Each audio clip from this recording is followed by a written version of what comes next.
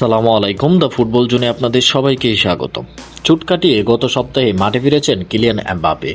Real মাদ্রিদের হয়ে সর্বশেষ দুটি ম্যাচে বদলি হিসেবে নামলেও ব্রাজিলের বিপক্ষে এই তারকা শুরুর একাদশে থাকতে পারেন বলে জানিয়েছেন ফ্রান্সের coach Didier Deschamps.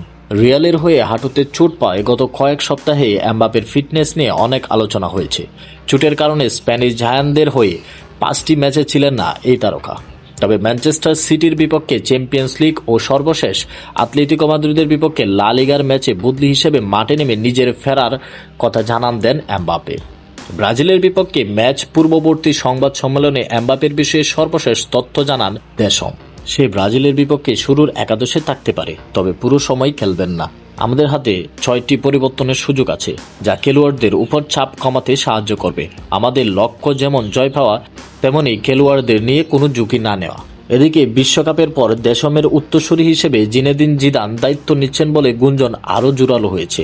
France football ফেডারেশনের সভাপতি ফিলিপ ডায়ালো এক সাক্ষাৎকারে পরবর্তী কোচের নাম জানান বলে ইঙ্গিত দেওয়ায় এই আলোচনার সূত্রপাত। তবে এই বিষয়ে দেশমকে প্রশ্ন করা হলে তিনি বেশ বিরক্তি প্রকাশ করেন। আমি সব গালগপ্প নিয়ে শক্তি নষ্ট করতে চাই না। আমার সামনে একটি লক্ষ্য, বিশ্বকাপ জয়। এরপর কি হবে তা নিয়ে আমার মাথা ব্যথা নেই। যুক্তরাষ্ট্রের জিলেট স্টেডিয়ামে ব্রাজিল ও ফ্রান্সের ম্যাচটি শুরু হবে বাংলাদেশ সময় রাত 2টায়। 2015 সালে 26শে মার্চ দুই দলের সর্বশেষ লড়াইয়ে 3-1 গোলে জিতেছিল ব্রাজিল।